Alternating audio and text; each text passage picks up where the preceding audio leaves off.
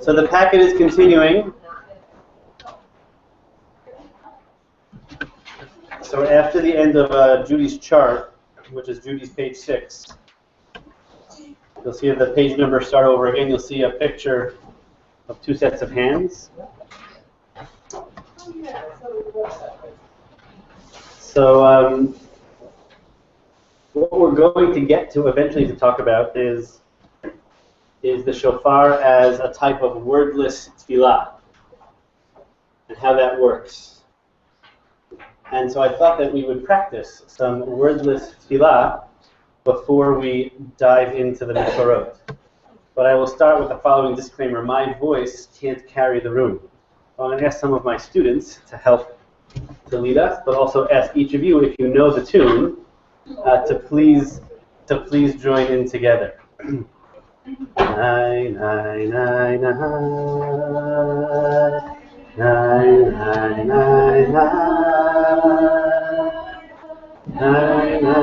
nai, nai,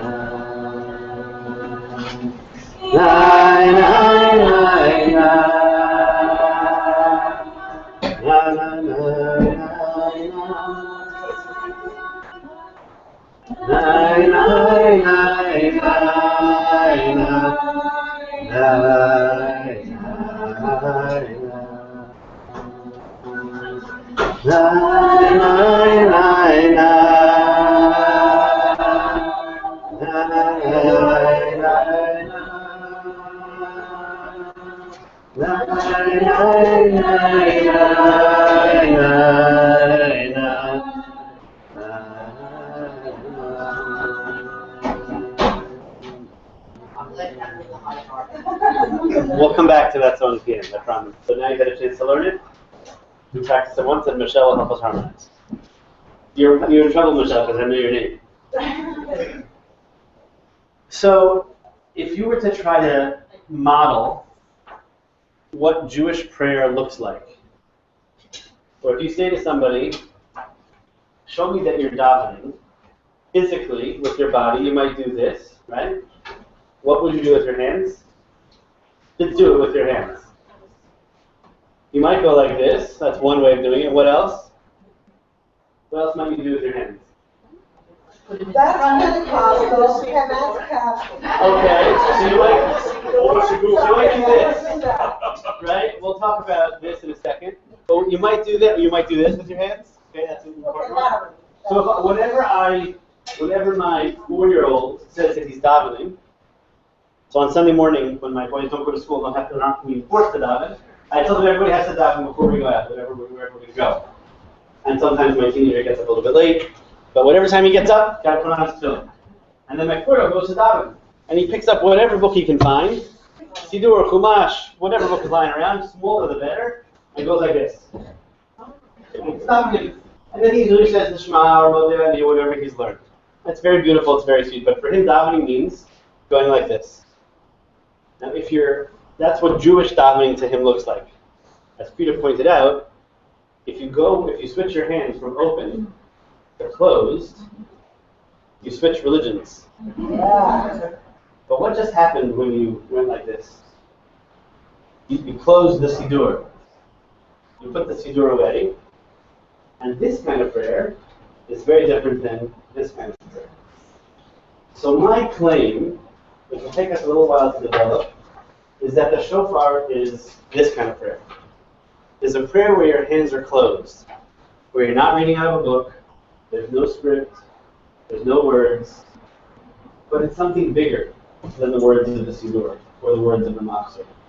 One of the great challenges of Rosh Hashanah and Yom Kippur in particular, but of Jewish prayer in general, is that there are a lot of words.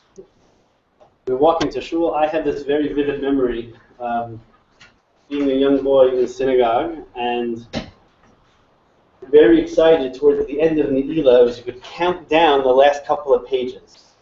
And this notion that we would start on Yom Kippur at the Bir Mitzvah, page number 1, and work through every single page of the Machzor. This was like a big accomplishment. So I would sit in shul with my father in Ne'ilah. It was very beautiful. My parents used to make these lemons with cloves inside, and I have this very vivid memory of the smell. And I remember also sucking the lemon juice, maybe I wasn't supposed to, before my bar mitzvah. And counting the pages down. And the pages of my dad's machzor would get sort of stained with the lemon juice, especially those last couple of Ne'ilah pages. Because we were going to say and read every page of the machzor. Even if we were bored to tears, we were going to read every page of the machzor. Now, fast forward a few years, I happen to really love the machzor and really love the siddur. I think it's great material. But if you walk into shul and you haven't looked at the Rosh Hashanah machzor since last year, it's really difficult. And it's really complicated. The Hebrew is hard and sometimes even the English is hard. So it requires preparation. One of the things that's different in the machzor, obviously, is the shofar. The shofar requires a different kind of preparation. And that's the kind of preparation that I want to try to work on for the next little bit. I might try to end a few minutes earlier so Rabbi Silber can start a few minutes earlier because he may need to sneak out closer to 5 than 5:15. So if you look on the packet on my page number 2, where it says the blessing of the broken shofar, and you have an A and a B, which outlines 2 different types of a brachot on the shofar. The first source is actually just an excerpt from the machzor. In the shofarot section of the Amidah, we recite this tefillah at the very end. Ki ata shomea kol shofar uma'azin truah, where you hear the voice of the shofar and listen to the truah. Ve'in domeh lecha baruch ata Hashem shomea kol truat amo Yisrael barachamim. God who hears the voice of the truah of his people Israel in compassion. In this bracha, or in this tefillah, who's listening to the shofar? God. So we're blasting the shofar here, and God is listening wherever God is at that moment in time. That's the tefillah of the Amidah.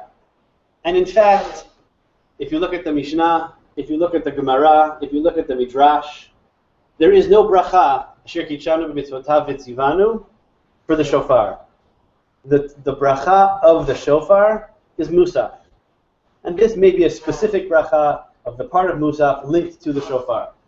This is what the rabbis thought was Birkat HaShofar.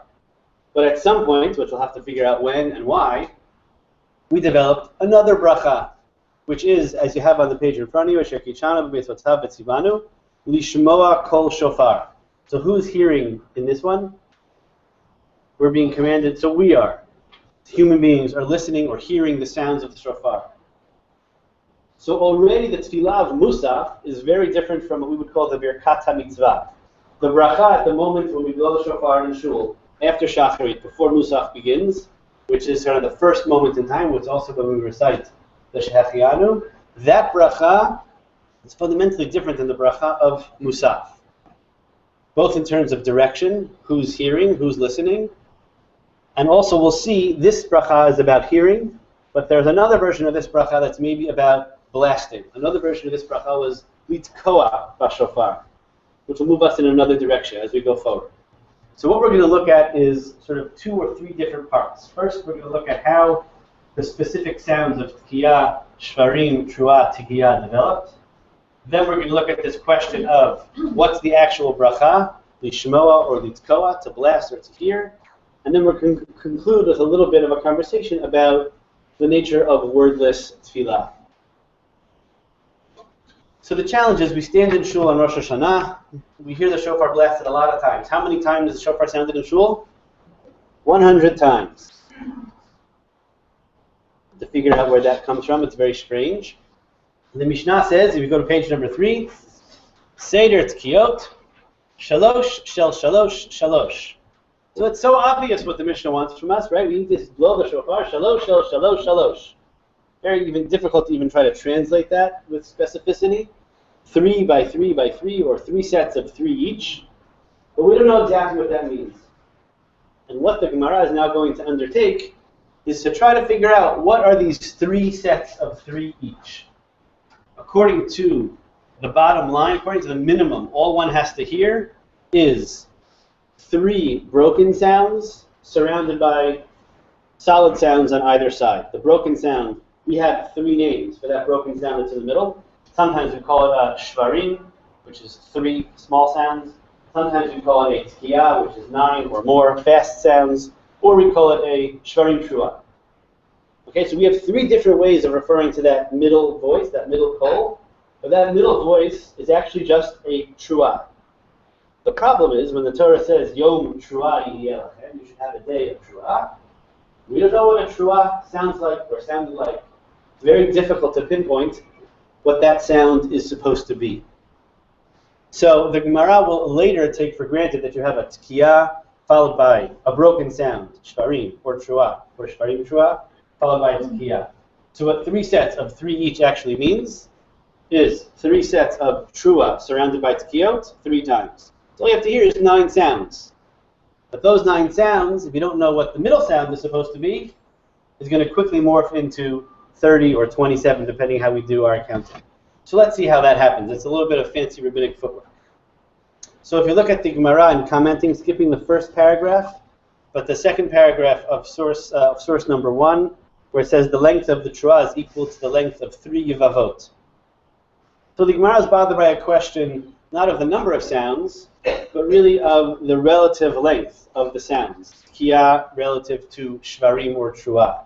So here we're told that the Trua is equal to 3 Yevavot. What's a Yevavah? Crying. So it's an Aramaic word for a cry. So if you say that a Trua is equal to 3 Yevavot, 3 cries, that would, in our language, that would be the Shvarim.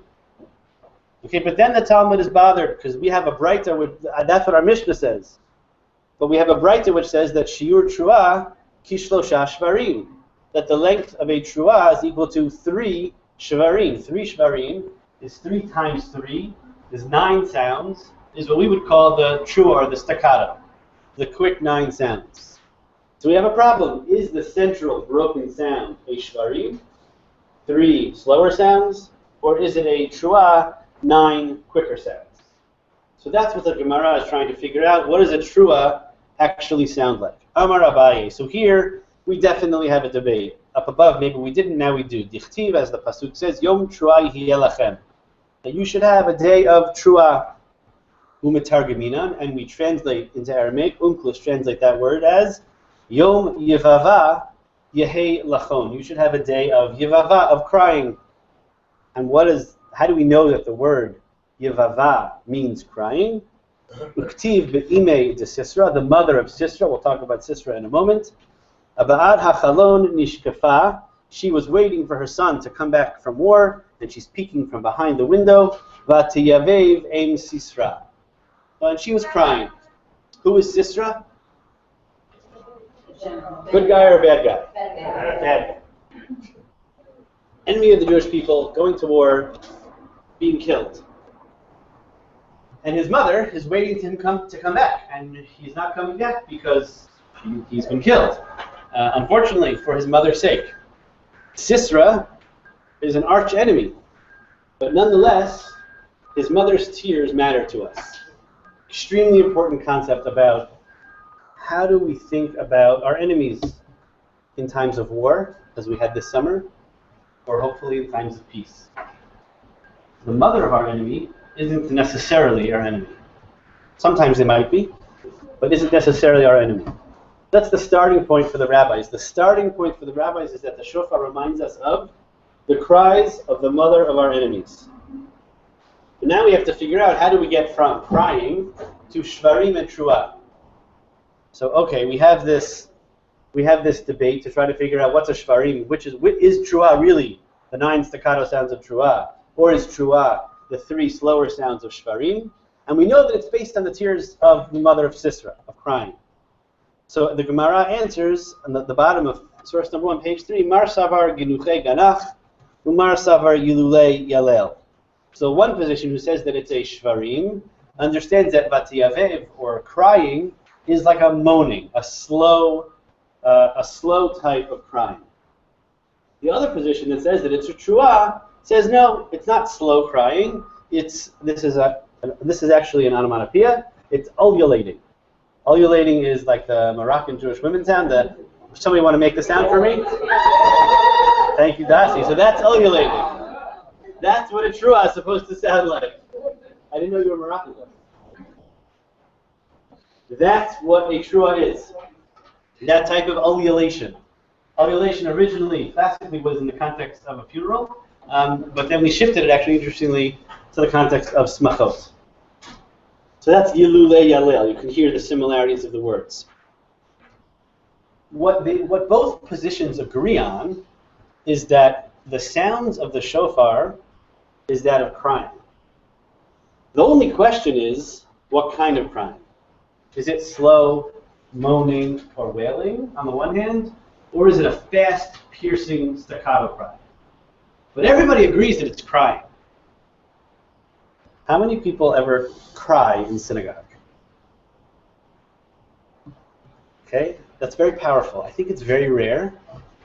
But when you take the davening seriously, it can, and I think it's meant to move you to that point.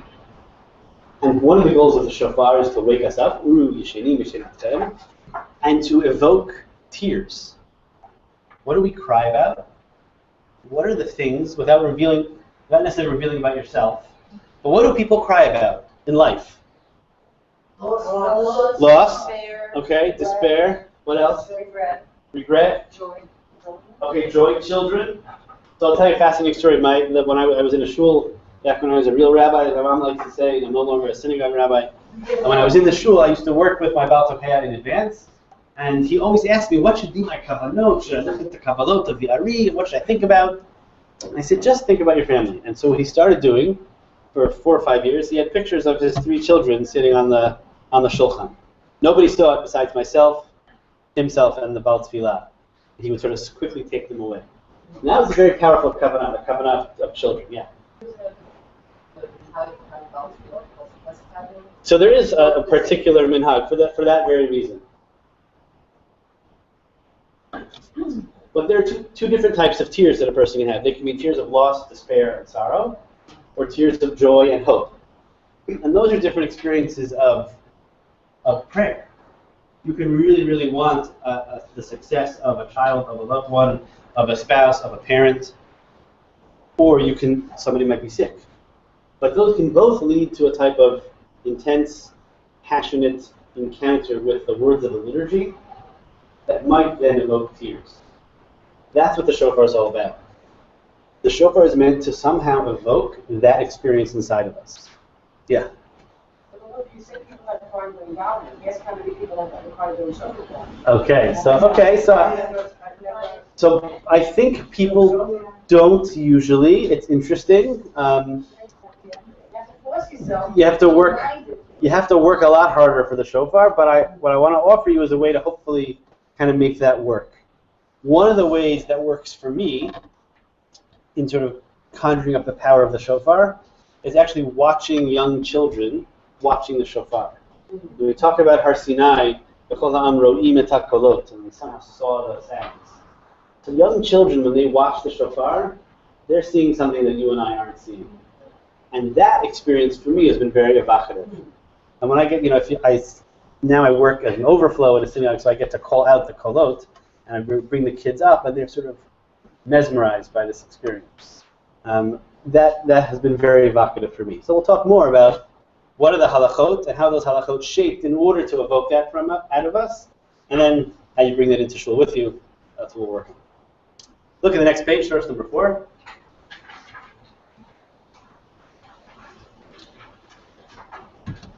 So let's imagine that you lived in the 1st, 2nd, 3rd century, someplace in Israel.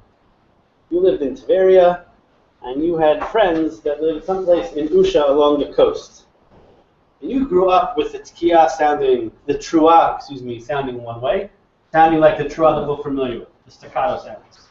And then you go and you visit a family friend in another city, and you walk into shul, and instead of hearing the truah, the staccato sounds, you hear the shvarim. So now you're a little nervous. Well, did I really fulfill my mitzvah? I only heard it I heard it the other way. With those other people who live in Usha or in Tiberia or Tzipori, wherever they're living, have I fulfilled my mitzvah? It's still evocative, it still sounds like tears, but what's the nature of this debate? Does each side think the other side is actually okay? Is this kind of an Elu ve'elu divir Elokim Chaim? Is this just different minhagim? Or is it that if you live in a Shvarim town and you go to a Trua town, you got to bring your own shofar? Because those people, they've never really heard the shofar. And if you live in a Trua town, you go to visit a Shvarim town, well, those people, they've never heard the shofar in their whole lives. But how does this debate work? So Itkin Rabbi Avahu B'Keisari. Rabbi Avahu made a rabbinic enactment in Caesarea, Tikiyah, Shlosha Shvarim, Trua, Tikiyah. So he established that at some point, at least, you have to do Tikiyah, Shvarim, Trua, the two together, Tikiyah. So that's a little bit strange because that doesn't help us. We still don't know which is which. So ma nafshecha, how does this help us? What's the purpose of this? If Trua means the ululation, the fast staccato sounds, le'aved Tikiyah, Trua, Tikiyah. Just do the normal Trua that we're familiar with. If it's the slow wailing sounds, le'aved Tikiyah, Shlosha Shvarim, Tikiyah. Just do the Shvarim. So says the Gemara, he's not sure. Misafgalei, iginuchei ganach, yilulei yalel. So Rabbi Avahu had a suffix, which one it was. But there's something very strange. If you have a suffix, so what he should have done was do Tikiyah, Trua, Tikiyah, and then do Tikiyah, Shvarim, Tikiyah. Why is he mixing it all up? Why would you do Tikiyah, Shvarim, Trua, Tikiyah? Very strange. So the Gemara is now bothered by that and explains that what we do is first Tikiyah, Trua, Tikiyah, then we do Tikiyah, Shvarim, Tikiyah, then we do Tikiyah, Shvarim, Trua, Tikiyah, which is what you'll hear in Shul in some combination of those sounds. Skipping to the last paragraph of these four, Ela Rebbe Avahu Mai Itkin, what was ultimately the purpose of this enactment? Because if it's a wailing or a moaning, ha'avde, it was done. If it's the ululations, the staccato of the Trua, ha'avde. So what's actually his doubt? Mesafkele dilma goneach v'yalel. Maybe it's both types of crying. If that's the case, if it's really potentially two types of crying, maybe we need to flip it. If that's the case, le'aved nami ibcha. You should switch the shvarim into trua and do a tikiyah, trua, then shvarim, then tikiyah. If you're really not sure, so you got to cover all your bases and add in a fourth line. Be in shul even longer. So dilma yalel v'goneach. So it says the Gemara. No, stama de milta. Generally speaking, ki mitra be'inash milta. When something terrible happens to someone, which is often the way the Gemara's way of saying when somebody dies. Bereisha goneach v'hadar yalel. First people wail and then they cry. So there's something very fascinating about this, because they're taking the lived human experience, which this might be true for some group of people, but it may actually not be true for everybody. I mean, not everybody wails or moans before they have a piercing cry. Everyone has to first and then crying. Let's quote the Sarava Leaf Kota. Interesting. I wonder if that's where they're getting it from. My guess is they're getting it from a lived experience. That's probably what they imagined most people did, and then they sort of codified it. But understand, what's the tool, what method are they using to make a decision for the purposes of halakha of shofar? How do they decide this? They didn't quote a pasuk. Okay, human behavior, but what kind of behavior about? Loss or crying or whatever. Meaning, if you had to describe the rabbinic toolbox of how rabbis make decisions in halakha, so one way is to look to narrative, passage of the Torah. One way is to look to midrashei halakha, or midrashei agadah, or gemarot, or texts. Another way is to sort of look at what people do. And here Chazal are deciding the mitzvah deoraita, the Torah commandment of shofar, on the basis of their experience of tears, of how people cry. Their tool is life, and probably loss in this case, a certain kind of cry. I mean, it's not just that the shofar is modeled on tears, but the halachic intricacies of the shofar are based on the way they experienced human loss and human crime.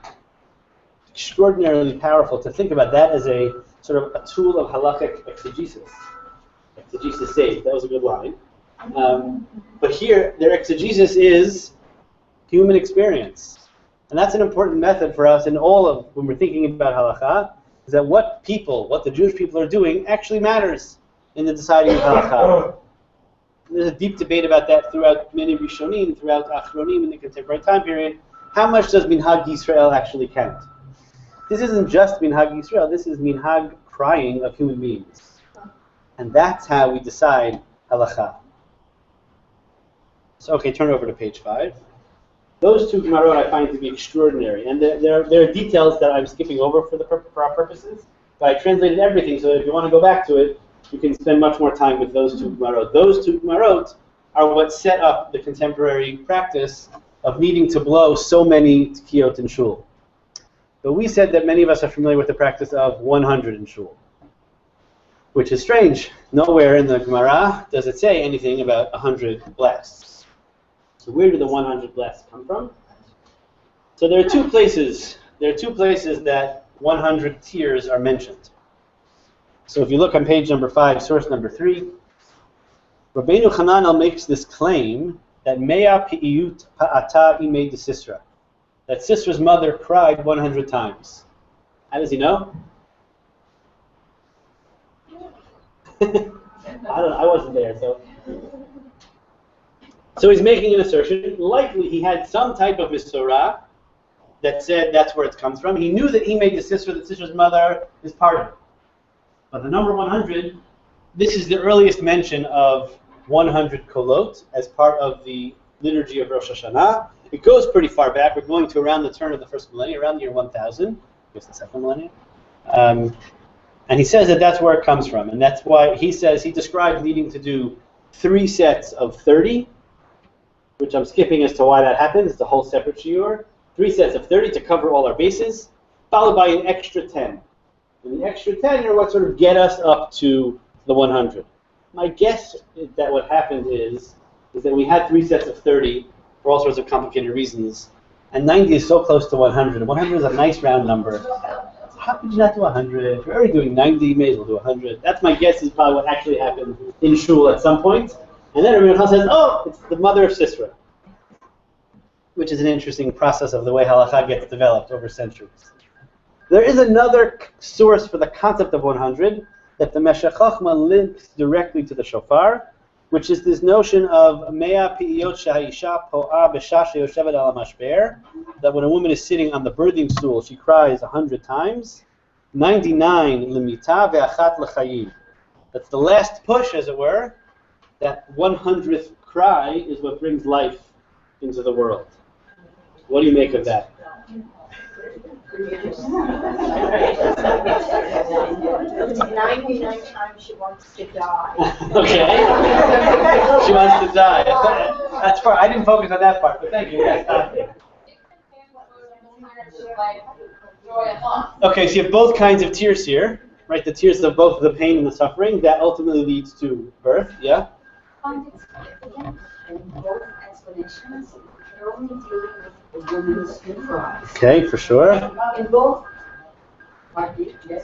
so in both instances, it's either loss or potential loss, and then birth. And so there are so many questions that come up because of that. Do men not cry? Is it easier for them to paradigmatically say to women for whatever Misorah reasons? Is it that women cry more publicly, and so that's something people can relate to? Is it birth of children, death of children? So my question is focusing on why both explanations deal with women in particular. So I think there is truth. I see you just 1 sec to the note. It tends to be, even in our own world, that men tend to cry less in public than women. Maybe in private also. I don't know. I can't speak for all men. But my guess is that was probably true in the ancient world and in the medieval world, and maybe even more true. It's probably harder for a man to cry in public then than even it is now. And now it's really hard. When a male cries in public, it says something very different than when a female cries in public.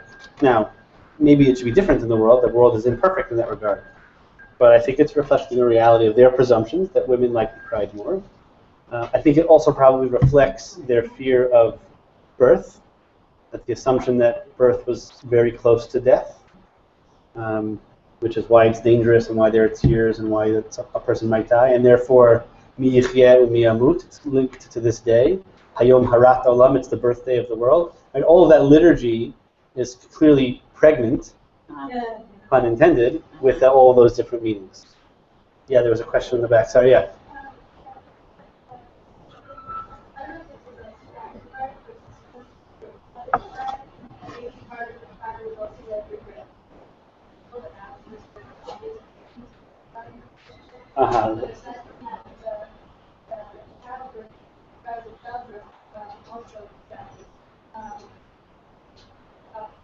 Now, crying, obviously, crying, but I think it's something that crying and being In a productive sense. Right. and that's like crying. I mean, yeah, create something. Mm-hmm. That's, I think, exactly the goal is for it not to just be a lonely cry, but a productive cry that is somehow emotionally cathartic, that leads us to a better place of birth at the other end of the tears. A push, that's good, that last push. It's a powerful image. Yeah? Isn't there also a midrash that says that God counts the tears of women? Right. So if that's so, and if the rabbis were writing, thinking about it and then writing the halacha, if in fact this was the prevailing feeling that God actually counts the tears of women, giving God a very, very big heart Mm-hmm. for their purposes, then this is very significant. That on the day when we're pleading at the gates, and that's in and of itself chutzpah. Right. So if on that day the image is of a God who counts the tears of women, and we're counting the cries of either a woman in childbirth or a woman whose son, she doesn't know it, has already died, so filled with pathos. So then, this is a God that I can pray to. Yes, this is what I'm just saying. This is the God that I can pray to. I can pray to a God who counts the tears. So one of the challenges of the Rosh Hashanah liturgy is that there are parts of the liturgy where I think people don't really connect so much, where Malchiyot is tough, for example. Right, so I just read one of the Chabad Rebbeim from the early 20th century, after Tsar Nicholas II was assassinated in the 1918, started crying. Said, "I'm so upset because we've lost our metaphor." Because Malchiyot has lost its meaning in the 20th and 21st century. Now, maybe if you lived in North Korea, it would be different, but living in a democratic society, we've lost our metaphor. We don't. When we talk about a king, usually a king these days isn't necessarily a good guy, and it's not somebody who you want to bow to. But the God who counts women's tears in childbirth, that's a God I think all of us would like to be connected to in some capacity or another. Yeah.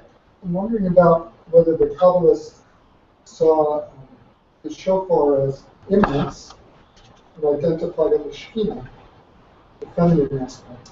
In particular. And that was...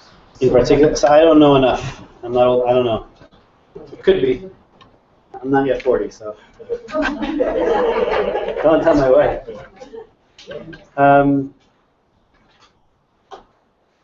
So the Meshech Chochmah is where I found this midrash from. So I put it there so you'll see he refers to this the tears of the woman on the birth stool. So let's shift gears for a moment and talk instead of about kind of the spiritual mechanics of the shofar, a technical question of bracha. What's the actual bracha to be recited? So you'll note that this is the text here, which is in the section number 2, source number 1 from the She'iltot, page number 6, is a post-Talmudic work. It's pretty soon after the Talmud. It's an early Gaonic piece of halachic literature. But as I noted, there's no bracha in the Gemara. So it takes until some later date, at which point the shofar was removed from Musaf. I shouldn't say it that way. the bracha of the shofar was removed from Musaf, and an additional set of 30 began to be blown before we actually started Musaf. At some point in time, it was likely the case that the shofar was part and part of Musaf. They were in a shul where the shofar is blown in the silent Musaf. Okay, so there's still a few shul. Your father's shul, that's what they do? You're good? Okay. So in the silent Musaf, which I'm sure. Okay. So various minhagim around the country. Generally speaking, Nusach Sfaradi does in the silent Amidah. Hasidim also, and then Ashkenazim, generally speaking, don't do it in the silent Amidah. It's actually something very powerful about it to sort of have the shofar really embedded in tefillah, but there's logistical problems, which is like everybody has to wait for the Baltakeya, or maybe you didn't catch up to him. It's like a very strange thing in terms of the mechanics of it. So that's likely what it really was originally. It was part of the silent Amidah, then part of the repetition, and then after the repetition. At some point, it became before the Amidah for all sorts of complicated reasons, and this is now a description of the way it works post-Shacharit, pre-Musaf, the minhag that we're familiar with. So it says the Shiltos, the Mechayvin, the Beit Yisrael, the Mitka bechatzot sarta. Chatzot sarat is not a horn, but it's a shofar in the Shiltos Aramaic. Bechad b'Tishrei dichtiv b'chodesh hashvi. So you got to blow the shofar on the 1st of Tishrei. Hashta hechi ba'i le'avid. What do you have to do? So mikmei dematzle musaf, before we daven musaf, ba'i lemekam shlicha detzibura akarei. The shlicha tzibur has to stand up, literally, stand on his legs. The kulei alma yatev, and everybody else is sitting. So technically speaking, the tzibur is not required to stand. These come to be known as the tkiyot de miyushav, not because we sit, but because we could be sitting. He takes the shofar biyadei in his hand and says the bracha baruch atah Hashem Elokeinu melech haolam v'yishem tav tzibano litkoa b'shofar, which is not the bracha that we're used to. The earliest version of this bracha that appears in Jewish literature is litkoa, as opposed to lishmoa.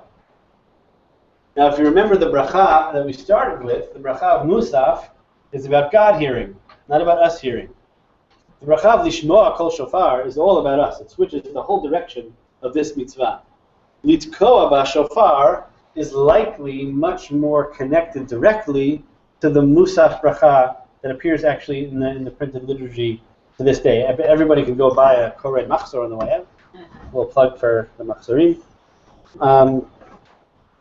So here we have a different bracha than we're used to. And this is the first point in history where we have any access to it. Because the Gemara didn't mention it because it was just part of Musaf. So the She'iltot is describing basically the creation of a new bracha. Generally speaking, we don't like post-Talmudic brachot. Can anybody think of another post-Talmudic bracha? Any other? Yeah? Hadlakat Nerot Shabbat. Good. Anything else? Shastani Kirtzono. Hanoten Layayev Koach actually doesn't appear in the Talmud. There are a couple of these brachot that snuck into our liturgy. The Gra was furious about post-Talmudic brachot. The Vilna Gaon does not allow people to say Shastani Kirtzono. He was upset with Hanoten Layayev Koach. He never said anything about Hadlakat Nerot. I'm curious what his wife did. I never said anything about this either. But post-Talmudic brachot crop up over history. And now there's a whole new movement of writing new brachot and tefillot. But the She'iltot is creating a new bracha. It's a new practice, because until now, shofar was part and parcel of the Amidah Musaf. Now we have this new thing. We have shofar as a standalone mitzvah. It's a new moment in history, in Jewish history. So now, let's take a look at the next page. We're going to look at a bunch of sections, or actually we're going to look at so much in detail, but the Rambam develops a whole approach to the shofar in a number of different places. So let's take a look at this she'elah. So, the Rambam wrote a number of things. As a younger man, he wrote his Perush al Mishnah. In his middle ages, he wrote the Mishneh Torah. In his old age, he wrote the Guide of the Perplexed. But throughout his life, he was writing she'elot and shuvot and letters back and forth to different communities. almost everything he wrote, except for the Mishneh Torah, was in Arabic or Judeo-Arabic. So this question was originally written in Judeo-Arabic, and then translated into Hebrew. So it asks the questioner, Ma ha'evdel ben lishmoa kol shofar uben al tkiyat shofar, which means that the questioner knew that there were two different customs, and understands that there's a potential difference between those two. They're obviously different, but the Rambam is now going to lay out for us what are the potential nafkaminas, what are the halachic implications of either side. And here's the answer. Ha'hevdel beinehem gadol ma'od. It's a big deal. The obligatory mitzvah is not the blasting of the shofar, ela shmiyat hatkiyah. It's not about making the sound, it's about hearing the sound. V'hayotze mizeh, therefore, she'ilu hayta hamitzvah hamechuyevet hatkiyah, because if that which was really obligatory was the blasting of the sound, haya chayav kol adam ve'adam min hazacharim litkoa. Every adult male would have to blow shofar. So imagine what that would look like in shul. So it would really be a cacophony of shofarot. It might be beautiful, but I imagine getting a headache. If it's really about litkoa, if it's a mitzvah of the goof, of the body, every male who's obligated in it would have to do it. V'hashomeya, let's say I heard it, shalotaka, but I didn't actually blast it, I would not have fulfilled my obligations. V'haya gam ken hatokea shelo shama. Let's say I blast the shofar, but I myself couldn't hear. Yotzei yedei chovato. Therefore, a cheresh could blow the shofar, a person who was deaf. So I shoved you were just saying, the earplugs in your ears. That I would actually have been yotze even though I didn't hear it. And we don't pass it that way. That's not the way it works. Ella, hamitzvah hi hashmi'ah. The mitzvah of the shofar is not in the blasting, but it's in the hearing. Ve'ein anu tokin, and we don't blow, ella, kedei lishmoa, for the sake of hearing. Kemosha mitzvah hi yeshivat sukkah, the mitzvah is to sit in the sukkah, v'lo asiyata, but not building a sukkah. There's no mitzvah to build one, only to sit in one. Ve'ein anu osin, ella kedei leishev, we only make the sukkah for the sake of sitting. V'lachen nevarech leishev v'lo nevarech la'asot. The bracha on the sukkah is leishev ba'asukah, and not la'asot or livnot ha'sukkah. V'nevarech lishmoa kol shofar v'lo nevarech al tkiyat shofar. According to the Rambam, if I had an app on my phone, and let's assume I could do that on Yom Tov, and the app was absolutely perfect, it was indistinguishable from an actual shofar. I could make the perfect shofar, tikiyah, shvarim, tikiyah. And you could not tell the difference from an actual human being. Would I be yotze? Yes. No, because you're not hearing the shofar. Unless you're allowed to hear, when it says lishmoa, it means the sound of any sound that sounds like a shofar. You have to hear. Okay, so do you have to hear? If it's really about the kol shofar, so the app is going to be much better than any of us. It's going to be perfect to exact seconds. We'll know exactly how long. We'll never have to send the Baltokea back. Yes. No, but it flies in the face of, like in here, you go to blow shofar for someone who can't get to shul to see if they can. It's clearly that important that they hear the actual blowing of the shofar. It would seem to me that it's not allowed. Oh, it's for sure not allowed. I know, wow. It's not allowed because, what I'm trying to ask you, it's not allowed because of the app on the phone, because you could circumvent that. Right. In the sense you have some argument. It's not allowed because you haven't seen the real thing. Okay, so what about the following? It happens to be that my 9-year-old son is a great Baltokea. They take him all around SAR every morning. He is the proudest kid in the world. He loves, and he blows it for the older grades, for his older brothers in school. It's the greatest thing ever. And we have this big long shofar, and he's a short little guy, and he blows this really strong tkiyah. It's great. So let's say he blows shofar. He blows much better than I do. Right? He's a katan. So I used to, when I was in the shul, I would never blow shofar in shul because I too much pressure. But I would occasionally blow shofar for shadins or in hospitals, those kind of situations. I could create 30 kolot, but he's much better than I am. He's only 10, so someday he'll be a Baal Tokea for sure. But he's clearly not chayav. So let's, instead of an app, it's my son Yehuda, who's a very good Baal Tokea. So can you be, and he could blow it exactly correctly, let's say. Would you be Yotzei? Why not, according to the Rambam? He's not, so why? Why does it matter if he's not obligated? The obligation is to hear the sound of the shofar. If you push this Rambam all the way, it sounds like he would say, even from my 10-year-old son, you could be Yotzei. It sounds like that, right? If you, from your wife. that's another shiur. This is a serious question. You can see Alyssa's article and Carmela's webinar. The answer to that question would be the same as it relates to my 10-year-old son. Yeah. So I have a question about the Hadlik Ner Shel Shabbat. Yeah. Well, usually the wife or the woman or the girls in the family do it.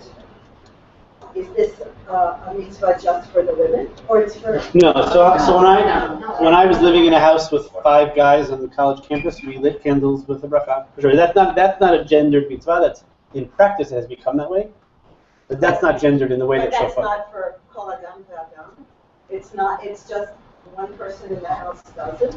But it's a person fulfilling it for the house. So there it's allowed. There's no gender limitations, or I guess age either. In theory, because you can use lights as your Hadlik But Ner. not every single person has to do it. It's a whole different. Right, it's different.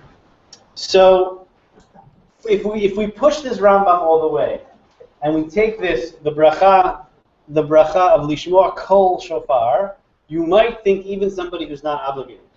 So the Rambam won't allow that. So there are lots of different answers to that question. So the classic approach is to say that a person has to hear the sound produced by somebody who is they themselves also obligated, meaning a kol shel chiyuv, the sound of somebody who has the obligation. So that's why a 10-year-old or an app would not work. So that, says the Rambam, is the bracha, and there's a machloket. So the Rambam is rejecting right the she'iltot, therefore we say lishmoa as opposed to litkoa, but the position of the she'iltot finds its way into Ashkenazic literature. So if you look at this rush on the bottom, Rabbeinu Tam katav sheyesh levarech al tkiyat shofar. You should say al tkiyat shofar, mishum de asiyata hi gemar mitzvata. That its doing is this completing of the mitzvah. And the Ravya quoted a Yerushalmi, it's a Yerushalmi that we don't seem to have. Tokea shofar tzarich levarech lishmoa kol b'shofar, lishmoa b'kol shofar. So already we have a machloket within Ashkenaz about this machloket, but the litkoa falls away. Even though the she'iltot introduced us to litkoa for the first time, the Rambam very forcefully brings up lishmoa, ultimately rejecting litkoa. Let's look at a couple of other passages in the Rambam, because he, Kedarko B'Kodesh, does it in a very systematic, and in this case, very consistent approach to what it is that we're supposed to be hearing in shul. So in the Sefer HaMitzvot, Mitzvah Kuf Ayin, Hi Shetzivanu, Lishmoa Kol Shofar, to hear the shofar b'Yom Rishon Mitishrei, V'hu Amro Yitaleh Yom Tra'ah Yelachem. So says the Rambam, in defining the mitzvah, is Lishmoa Shofar b'Yom Rishon. And then every area in the Mishnah Torah has a little a koteret, a little title, before that actual halacha begins to sort of outline the details. The koteret, the little title of Hilchot Shofar is Lishmoa Kol Shofar B'Echad B'Tishrei, to hear it. And then when he outlines the beginning of Hilchot Shofar, Mitzvah in Shofar Aleph Aleph, source number 6, Mitzvah Aseh Shel Torah Lishmoa Truat HaShofar B'Rosh Hashanah, Yom Tra'ah Yelachem. So every single time the Rambam brings it up, he is beautifully consistent. It's all about Shmi'ah. And then when he outlines the bracha, he says, Lishmoa Kol Shofar, and Shehechiyanu. Okay, so the Rambam, sort of, I think, perhaps as a result of the Rambam, nobody's ever heard the bracha of Litkoa. These days, no one paskins against this Rambam. It's basically accepted by every community in the contemporary Jewish world. And the Rambam sort of went through consistently getting rid of every possibility of tkiyah, that it's all about shmiyah. But again, if you push the shmiyah all the way, you have to work hard to understand why it is that you need a bar chiyuva, a person who's obligated to produce the sound. Even, by the way, in his Guide of the Perplexed, source number 8, page number 9, New Year's lasts similarly for one day, right? In the Chumash. This year, even Israel gets stuck with a 3-day Yom Tov. For it is a day of repentance in which the attention of the people is called to their negligence. Therefore, the shofar is blown on it, as we explained in the Mishnah Torah. It is, as were, a preparation for an introduction to the day of the fast, meaning Yom Kippur. So here, the language is the shofar is blown on it. So he seems to shift a little bit, but throughout the Mishneh Torah, when he talks about shofar and Rosh Hashanah, he's always talking about Shmiyah. It is interesting to note that when he talks about the shofar of Yovel, that on the 50th year, right, this is a Shemitah year, we don't really know where we are in the Yovel cycle anymore, but Yom Kippur of Yovel, when blows the shofar, that shofar functions very differently for the Rambam. That shofar is Kiratan Dror L'chol Haaretz L'chol Yoshveha, right, proclaim liberty throughout the land. That's a different kind of experience. That's a proclamation. That's a tkiyah. That's about litkoa, as opposed to lishmoa. For the Rambam, the shofar of Yovel is an announcement of an experience of freedom. But the shofar of Rosh Hashanah is an internal hearing of the voice, and somehow bringing it inside of ourselves. It's about something going on internally. Yeah? When did it change from the sins number 7, what we saw earlier? The community sits and one person stands. Now we all stand. So I think what actually happened is that the original tikiyot were done as part of the Amidah, therefore everybody had to stand. The tikiyot that were added on prior, in between Shachar and Musaf, where we're used to it, I don't think anybody ever sat. They're called tikiyot d'miyushav, meaning they're the tikiyot in which the community could sit. As opposed to during the Amidah, where you can't sit, those are called tikiyot d'me'umad. The tikiyot d'miyushav are tikiyot when, if you wanted to, you could sit. There's a general practice to stand when fulfilling mitzvot. Except for L'shev v'asukah. That's a funny one. I have mitzvahs to sit. But generally speaking, okay, there's a different practices, but generally speaking, when we fulfill mitzvot, there's this always stood. Okay. People have different minhagim with kiddush. There is. Anybody ever see the practice giving tzedakah in shacharit at sort of at becharot mohabrit, ha'usher v'hakavod milfanecha? We some people say give tzedakah there. So there is. Some people claim. Does anyone have a siddur handy? Oh, yeah. So some people say the reason we stand up at that place of the davening is not actually for the davening, but because this custom developed based on the Kabbalah of the Ari to give tzedakah at that point, that because people were giving tzedakah, they were either physically standing up to walk over to the pushki, or because there was a mitzvah going on, you were standing up, because it was a moment of mitzvah. So there is this notion that we stand during the performance of mitzvah, but for our purposes, the tikiyot d'miyushav of the pre-musaf, one could theoretically sit. It's not the tikiyot of sitting, the tikiyot of theoretical sitting. That's the way I would understand. That's what changed. I imagine that probably nobody ever really sat.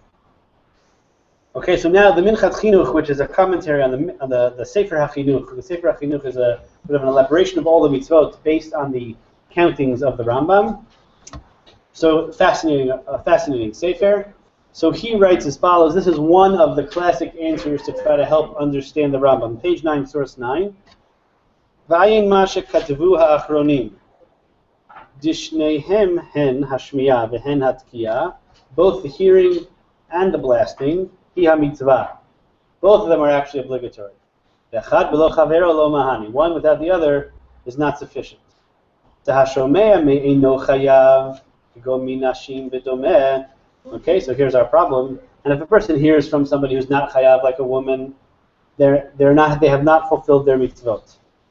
Alma daha mitzvah la b'shomea l'chud. It's not just about hearing, like I was trying to push that Rambam to say. רק צריך להיות התוקע, ואז הוא יוצא דווקא מחברו המחויב. You have to hear from somebody who is חייב. וכן תקיעה בלא שמיעה לא מהניה. A person who is deaf or who stops up their ears is not allowed to blow shofar for the tzibur. As the Mishnah talks about tkiya l'toch habur, which is where you're hearing an echo. Thank you. It does raise questions about microphones. This is 19th century. Yeah. Was this a kind of sudden awareness? Oh my heavens, we may be allowing them to blow. You know? There are many people before him, in the 15th, 16th century also. He just says it very clearly and succinctly. That's why I brought it. There is a whole literature trying to answer this Rambam.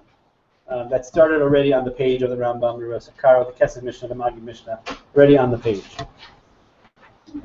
So what's the difference if we focus, let's kind of bridge these two pieces, and then we'll go to the next source in a moment. If we focus on Shmiya as opposed to Tkiya, how does that relate back to the question of tears? Meaning we started with this whole very lovely emotional catharsis of the shofar. Which does it more line up with? Shmiya, hearing, or Tkiya, sort of the blasting? Yeah. I think it lines up more with Shmiya in terms of hearing somebody else's ears and passion. Okay, so it's India. But also, if the focus was on blasting, then we get lost in sort of the technicalities of actually like bothering about physically using sound and not actually what the sound itself should be. Mm-hmm. So that actually does happen. People sometimes get caught up in the details of the sounds. That's not to say the details aren't important, but I remember. So when the Baal Tokea can't make the sound, it's always a hard experience. I'm sure everyone has experienced that, where the Baal Tokea is just like shooting blanks. It's not working, and it ruins the whole day for everybody. So much pressure, like Nebuch and this person who's been working so hard, and just doesn't come out. Sometimes that happens.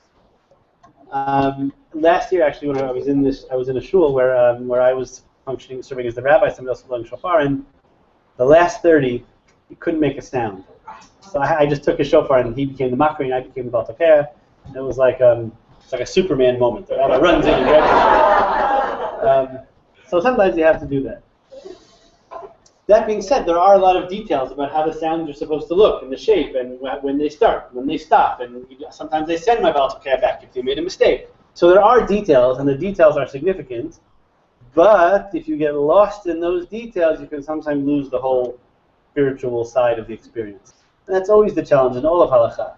The details, for me, sometimes bring up the meaning. The challenge is not to get lost in those details. Yeah? Does the Baal Tokea, is he Yotze when he blows, or does he have to listen to someone else blow for him? He has to hear. He has to be able to hear from himself. Because that would answer your question. Right. If in fact he was not Yotze from his own blowing, then it's right.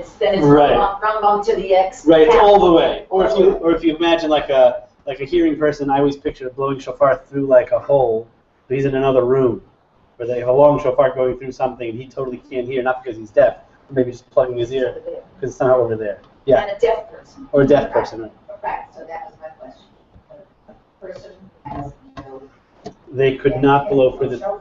They cannot blow shofar for the tzibur, which raises a whole fascinating question of the status of the cheresh and halakha. Meaning, even if one wants to obligate a cheresh in many mitzvot, and therefore allow them to lead tefillah or receive aliyot, I'm not sure. Kiyat shofar is sort of where the rubber meets the road because it's a mitzvah of hearing. So I don't know. Did you guys talk about this in Rabbi Midrash? That in particular? Did Rabbi Kapper want to paskin? He's always afraid to paskin. So even if you could obligate chershim, deaf people today, because they speak tzfat simanim, in English is sign language, we want to obligate them in mitzvot, shofar might be a place in which you say sort of adkan, but not including shofar. So yes? Since sound is just vibration, and since the sounds during blowing not only manifest at one end, they manifest throughout the fabric of the shofar. What about holding on to the shofar. Okay, so that's and feeling good. the So let me push it vibration. even further. I remember as a child, we had for a while, there was a signer coming to shul at my parents' synagogue on Rosh Hashanah Yom Kippur, signing parts of davening on the rabbi's sermon. And there was a deaf community that actually started showing up regularly. Of course, the first time, there was only like one deaf person, but then you start doing this, and the community realizes, oh, this is a great place to go to synagogue. Let me show up at this synagogue. And so one Rosh Hashanah, they had like a full row in the front of a sort of a deaf community. And what they did was they gave them balloons that were blown very tightly. And when the shofar blasted, they could actually feel those vibrations. It was very, very Well, powerful. in our synagogue, it has an AL in parallel, saying in the general, they do come up and actually They hold. hold. That's beautiful. I've never seen that, but I've seen the balloons. The balloons are very powerful.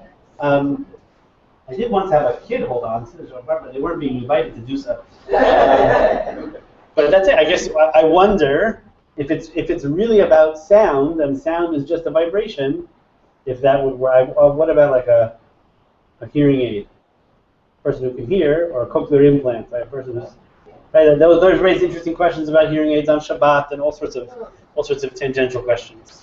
How sound works. Yeah, Leah, Well, I thought? was just gonna say it's interesting because Kelly had that thing of, reading something, Mm-hmm. but then he says, but for sure, because you can't hear the standing in the form, you can't hear the vibration of it. Right.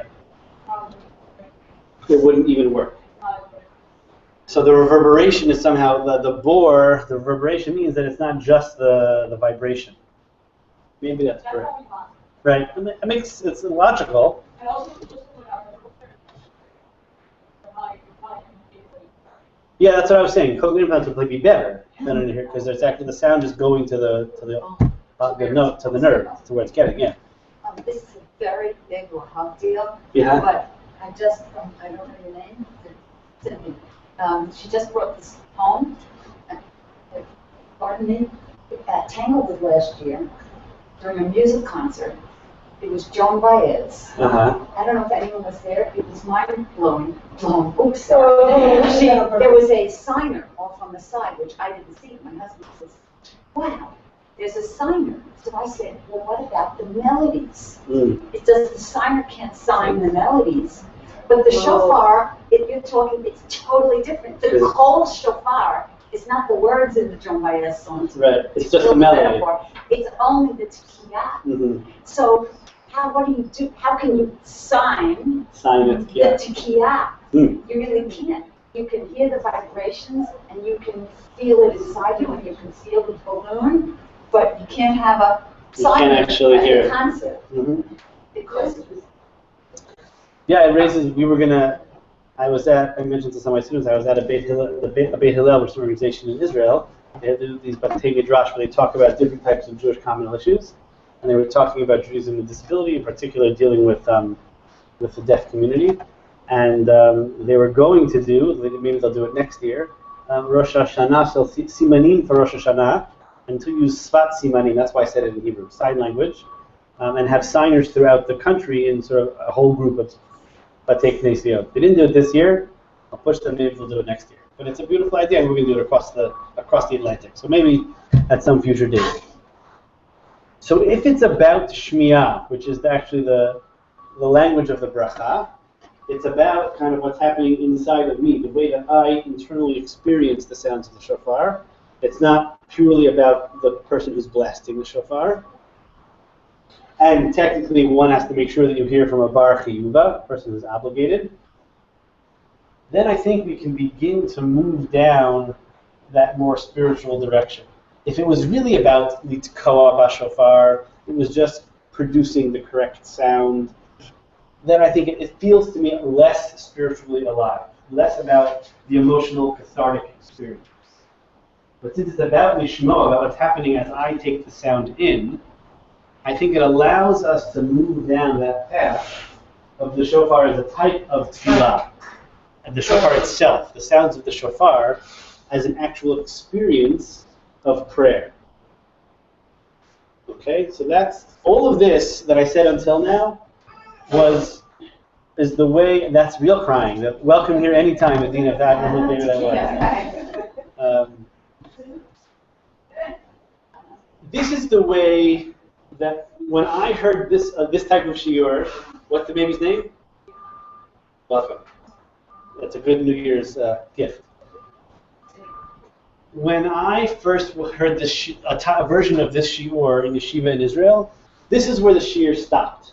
So up until now, I haven't actually said anything of my own. Everything I said until now is from my teachers. I've heard versions of this type of shiur from Rabbi Linzer. You can actually hear a version of this from him online. I think at the Chovay website. I heard it when I was in yeshiva in Israel. This is this is the classic approach at which point this is where it typically stops. What I want to do is push us further to say that, okay, so the shofar is an instrument of wordless prayer. But what does that mean? How do I actually accomplish anything? Meaning, I don't have a liturgy, I don't have anything to do, I don't have words to stand and daven as the shofar is being blasted in shul. So what am I supposed to do? When I hear the sounds, tkiya, shvarim, what's supposed to be happening? Am I supposed to be thinking about specific things? And there are, by the way, there are books of kavanot, whether it's kavanot al-pi Kabbalah or kavanot of all sorts, to try to figure out how the shofar works. But now I want to push us beyond where it usually goes. Page number 10, section 3, wordless ritual. So we don't have so many wordless rituals. Rabbis like to make up nusach in sense of having liturgy. Bachya wrote a very important work of Jewish philosophy called Chovot HaLevavot, in which he categorizes all of mitzvot into two different groups: Chovot HaLevavot, things that are heart-based, sort of emotional experiences, and things that are Chovot HaGuf, body, physical experiences. So he sets out a list of which is which. And then he says as follows: Ki kvar nitbarer lanu, ki ha'adam mechubar minefesh v'guf. A person is made up of a body and a soul. V'shneihem nitovot habarer aleinu. They're both good. Meaning he's not saying that the guf is bad, the body is bad, and the soul is good. Good. They're both gifts from Hashem. Achad nir'eh, hasheni eino nir'eh. What makes the soul different is that we can't see it. That language of eino nir'eh is actually the way the Talmud refers to God in some cases. God is eino nir'eh. V'anachnu chayavim la'avod oto. We have to worship God. V'avor zeh avodah geluya, something that is outward. V'avodah tzfuna, and something that is inward. V'hageluya, that which is visible to the outside. Chovot ha'evarim, those are the bodily obligations. And now he lists what are chovot haguf? Kemo hatfilah, prayer, v'hatzom, fasting, tzedakah, l'mod Torah, ulamda, to teach it, v'asot sukkah, v'lulav, v'tzitzit, u'mezuzah, u'ma'akeh, the fence on your roof. V'hadomeh lehem imashi yigamer ma'aseh al yedei chush ha'adam ha'nirim. One of these things is not like the other. Which didn't belong on that list?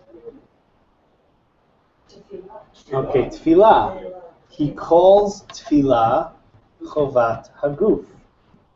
Now we're used to thinking about tefillah as chovat halev, avodah shebelev. But here says Bachya, no. The liturgy, this kind of davening, is chovat haguf. It's when you close the siddur that it becomes chovat halev. That's something very different. Yeah. But you could say outwardly, it seems to me everything he's saying here are things that other people can see you doing. Right.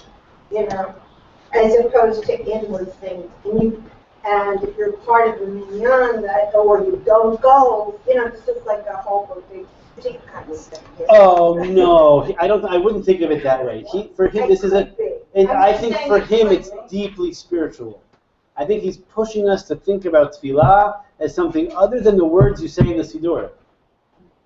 Meaning, tefillah is not about saying Asher Ve'etach L'Avil Chasela. That's not what tefillah is. I'll put it the other way. For him, that's a chovat haguf. But there's something else, which is a chovat halev, which is not about reciting the liturgy. The liturgy is really important. You got to do the chovot ha'ivarim. It's part of the system. But there's something else that's beyond that experience. Let's see how he lists out the chovot ha-levavot to see how he understands that category, and then we'll compare the two. Acha avodah hatzfuna, that which is internal. Hi chavot ha-levavot, that's the obligations of the heart. Tzfuna, matzpun, is the modern Hebrew word for the conscience. They couldn't have used that language, it's pre-Freud. We should unify God in our heart, a little bit of medieval philosophy. Believe in God and God's Torah. We should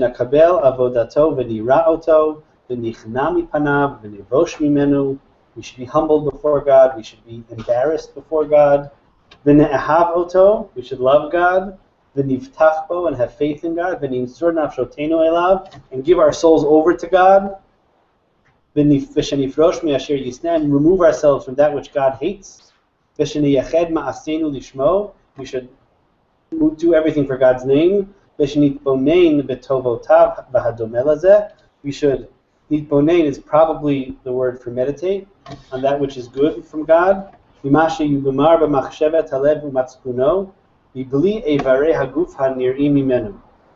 Something that's totally outside of ourselves.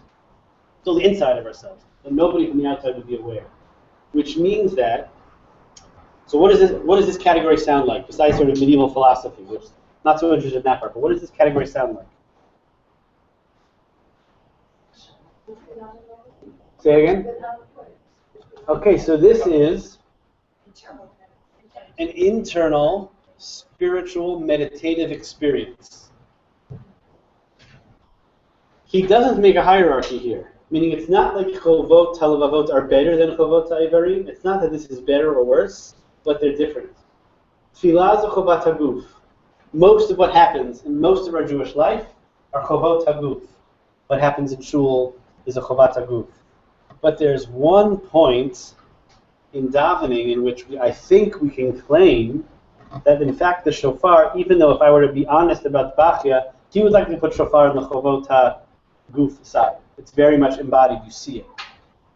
I want to claim that what's supposed to be happening in the shofar is the Siddur is supposed to be closed, and it's supposed to be a chovat ha-levavot, something internal, that which is safun inside of us.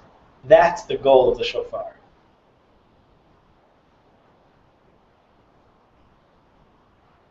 Once you start thinking of the shofar this way, it shifts the experience of shofar and shul. Instead of shofar being about hearing 100 sounds with very specific details, which the chovot ha'ivarim are important, the shofar becomes the most powerful experience of Rosh Hashanah Tefillah that actually allows you to bring yourself, your most real self, to shul. Because if all we do in shul is read somebody else's words, there's power to that, and you can even sometimes cry. But the shofar is actually meant to evoke your own emotional, spiritual, personal experience and allow it to bubble up and out. That's what the shofar is supposed to be about.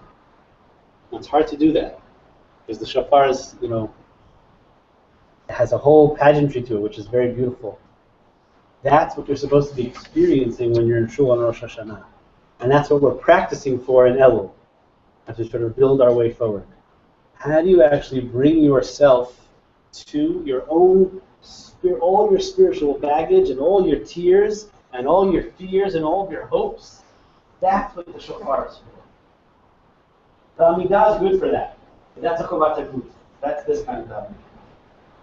Close the Siddur and we blast the tears of the shofar. That's a chovat halev. Then your heart is connecting directly to Hashem. Maybe the shofar is carrying it up there somewhere. That's where you're supposed to be at Rosh Hashanah. Yes? I'm wondering whether that's one of the powerful effects of Nigunim during services too. Okay. So there are other tools that try to accomplish the same goal. So I think there's a difference between nigun, in which you sing the words of davening, and nigun, like we started with a wordless tefillah. Wordless tefillot, I think, have that ability. And different types of nigunim can put you in different modes. There are ecstatic nigunim. There are contemplative nigunim. There are nigunim where you want to get up and clap your hands, and there are nigunim when you want to close your eyes. And those are different experiences. And I've learned for myself over the years, I'm much more on the contemplative side than I am on the ecstatic side. That being said, in shuls, it's really hard to do. I found it very hard to model that. So I end up sort of trying to get everybody dancing in a circle, which is fun too. It's not really what my neshama is, yeah. Is this contemplative or eternal part of tefillah, is that something that in Chumash, in Tanakh, we're expected to see that that's what the prophets are trying to do when they're lehipodeh and lehipalel, when they're set aside. Eliyahu Hanavi is an ascetic. Moshe goes the back of Midbar for how many number of years when he tends to Yitro's sheep. And before they get to the Gashmi, before they get to the physicality, okay, Moses, no more praying and contemplating, now you got to save Bnei Israel. Right. Before he gets to that place, he's got to serve his time of going internal. Is that part of it? Is that necessary before you can experience? I mean, I'm using that as a Torah-itic example, but I'm asking on a personal level, before we can, are we supposed to, when we prepare an Elul and we hear this salt kiyot and we're getting to that place, we need Elul, because otherwise we can't get to Mitzrayim or wherever we need to be. We can't get there. Just, okay, transport us right to the place where we have to hear internally. We sort of have to practice. I agree. I'll jump off of that in a moment. Yeah. No, just trying to I think you should become Sfaradi, so you start so much earlier with which is one, I'm not, but I agree. Slichot. Yeah, the Slichot. Yeah. Beautiful. Yes. It's the case that we made for Shofar and a shift, which I find totally, to be made for everything on the Gashmi list. That in some ways the inwardness is about our belief system, the way we connect to Hashem, and that you can spend your whole life shopping like the craziest man in the world, but that doesn't mean that you're really dominant. Right. So in some ways, there's a connection between everything on the Gashmi list and the Right. So that's powerful. I'll come back to Rashan's point in a moment, but I think that you're right. But what I want to point out in that list is that we're probably more surprised by the fact that Tefillah is on the physical side. Yes. Right? That's surprising to us. It's not surprising to us that Sukkah is on the physical side of Tefillah. And so you're right. You can enliven any physical mitzvah through a greater spiritual understanding. And that's obviously the goal. That's the goal of, that's why this Beit Midrash exists, is to try to bring it alive. I want to flip it on its opposite side, which I didn't bring you sources for, but I want to think of the very opposite direction, which we've spoken about a little bit in Yeshiva over the last couple of weeks. There's this whole pietistic tradition going back to the early Ashkenazic Jewry. There are no sources because it would have been too complicated. Called Hasidei Ashkenaz, the early German pietists. Not Hasidim with Payas, Hasidim like in Germany in the first year 1000, 2000, 3000. And they had this whole tradition of a whole other kind of tshuva that was very, very physical. It included self-immolation, giving yourself lashes, or giving lashes by the rabbi. There actually was a practice that if you were talking in shul, the rabbi had a whip and he could whip you. So I tried to bring it back in my synagogue, the board didn't let me get away with it. I don't know why. But there's this very physical, sometimes scary type of process of tshuva. They talk about rolling in the snow. They talk about all these kind of somewhat strange behaviors. They talk about if somebody did something really bad, they would lie on the steps of the shul. People would walk over them or on them. Very powerful, scary kind of physical tshuva. There's a whole literature about this, going back to the Sefer HaChasidim, the Rokeach. It appears a little bit in Rabbi Iyun. There are shelot and tshuvot where people will say, I did sin X. I need to know what physical thing Y now has to happen. How much do I have to fast? How much do I have to do? In a certain sense, that's like the opposite of all of this. There's a certain fear around this. I think it feels to many of us not Jewish for whatever reason. It's for sure Hasidei Ashkenaz and the church in Germany were somehow talking to each other. But there is a power to what they're doing. Because what they're saying is that the things that we do to our body can actually impact our soul. What they're trying to remind us to do is not make this mind-body dichotomy quite so strongly. Meaning, when I physically do things, like, for example, on Erev Rosh Hashanah, attending the mikveh, when I physically do things like fasting on Yom Kippur, those things impact me in ways that are different than my usual life.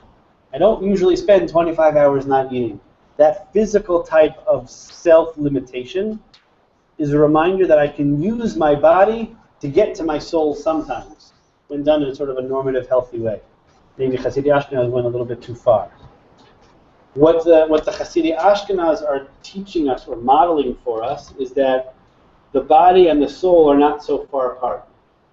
And what here I think part of Chavot HaLevavot is doing is saying that the soul and the body are not so far apart. And when you can enliven your physical behaviors, whether it's the shofar or the lulav or the sukkah, with a deep spiritual background, then both parts get better.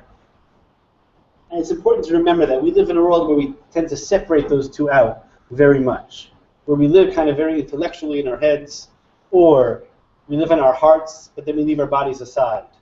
Or we go to the gym and work our bodies and our hearts on the other, back in the Beit Midrash. So part of the challenge, I think, which the Chavot HaLevavot is talking about here, is bringing those two worlds together, the guf and the nefesh, the Chavot HaLevavot and the Chavot HaIvarim. So before we turn the page over, we're going to end in like 10 minutes. We'll give you a little bit of a break to breathe.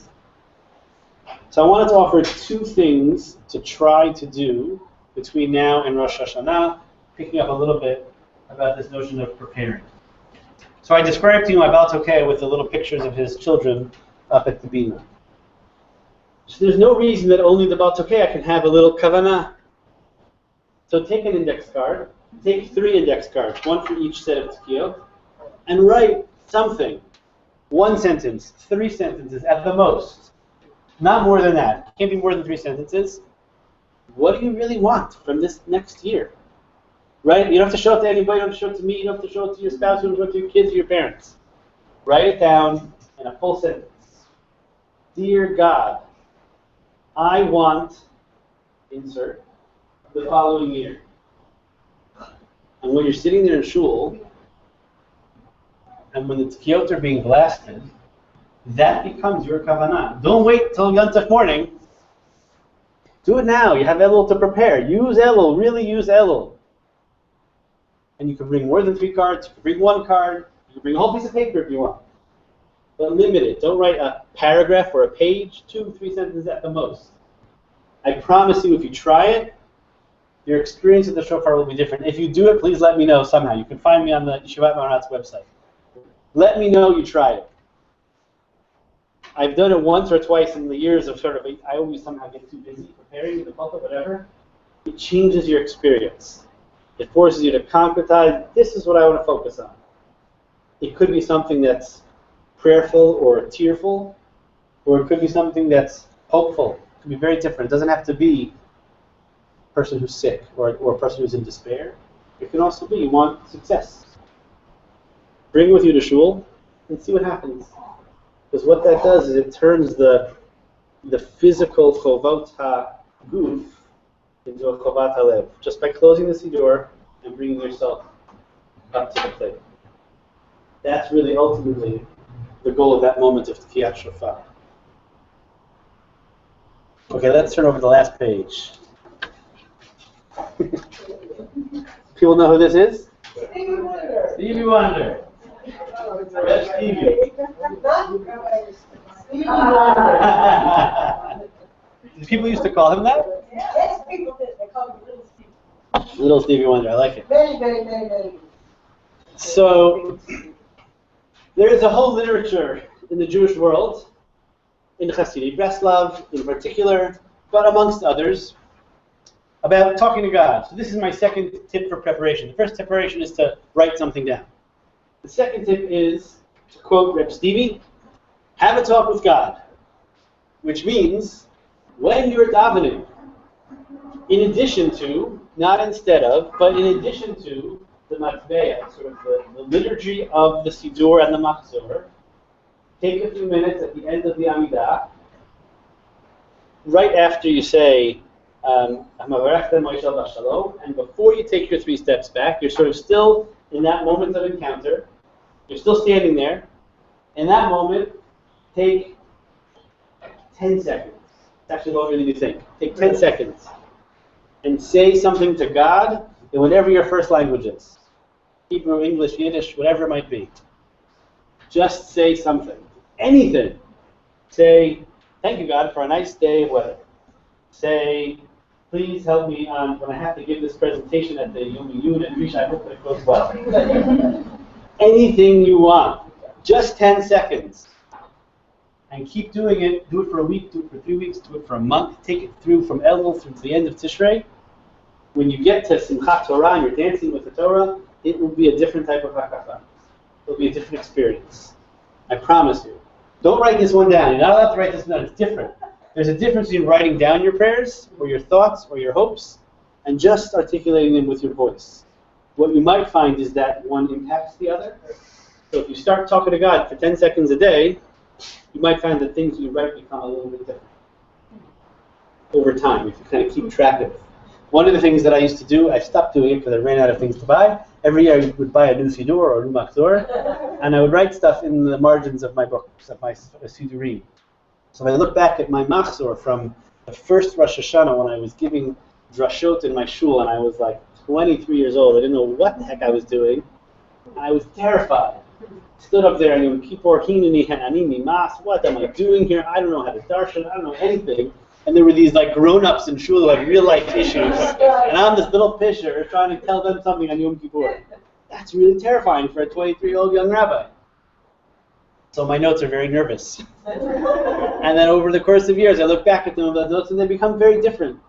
And it's interesting to look back. Sometimes I have to hide them from my kids because I don't want them to see that I was nervous about them. But it's something that if you keep coming back to, not only weeks, months, but years, it will really create a different type of davening experience for you. Both on Rosh Hashanah Yom Kippur, where it's particularly difficult, but also just on Tuesday, when maybe there's a little bit more freedom. If you're on your own, praying privately or quietly. So Stevie Wonder, in this I don't know how to call it, poem, piyut. It's a kind of a piyut. If you on the document that that's online, you can actually click through the link, and it'll take you to an online version of him singing the song, Have a Talk with God. So if you go online, you can find it, or just Google it, it shows up on YouTube. And he really develops something very beautiful here. He starts out, there are people who have let the problems of today lead them to conclude that for them life is not the way. But every problem has an answer, and if yours you cannot find, you should talk it over with him. Interesting that it's gendered. He'll give you peace of mind when you feel your life's too hard, just go have a talk with God. It's so powerful, and it's so simple, and we don't do it enough.